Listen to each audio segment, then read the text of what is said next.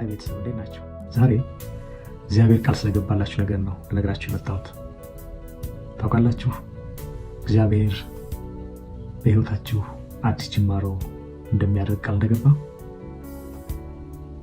እግዚአብሔር ቃል ገብቶላችኋል። በሕይወታችሁ አዲስ ነገር ለማድረግ ሁሉም የሰብአዊ ፍጡር እግዚአብሔር በሕይወታችሁ አዲስ ጅማሮ ያደርጋለሁ ይለዋል። ለሁሉም ፍጥረታት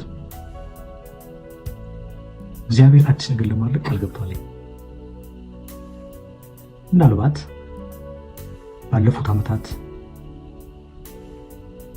ወይም ትናንት የነበሩ ውድቀቶች፣ ስህተቶችና ሸክሞች ዛሬ እግዚአብሔር አዲስ አደርጋቸዋለሁ ይላል።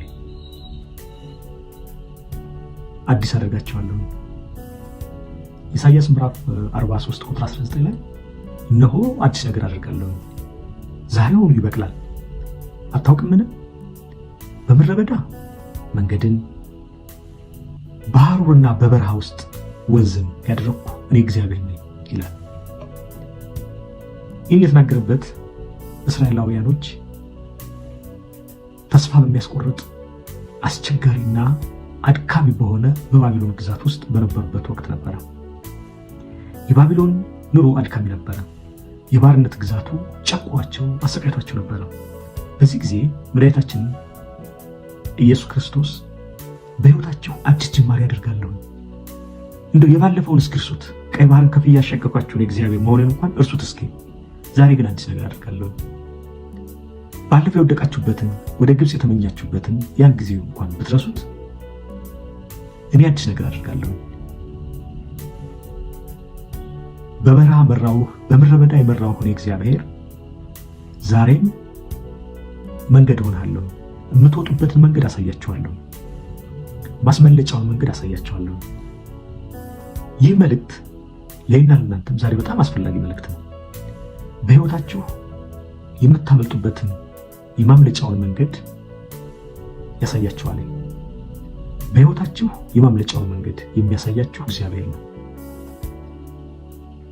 ለዛም ነው በበረሃው በምድረ በዳው መንገድን በበረሃውና በሐሩሩ ወንዝን ያደረግኩ እግዚአብሔር ነኝ። እነሆ ዛሬ አዲስ ነገር አድርጋለሁ፣ አሁኑኑ ይበቅላል ብሎ የሚናገረው እግዚአብሔር በሕይወታችሁ አዲስ ጅማሮ ለመጀመር ነው።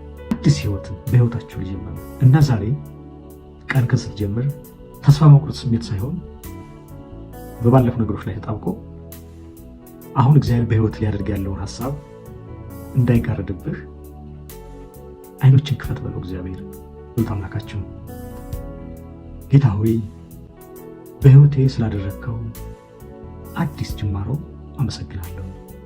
በባለፈው ነገር ላይ ተጣብቄ እንዳልቀር አእምሮዬን አዲስ በሉት።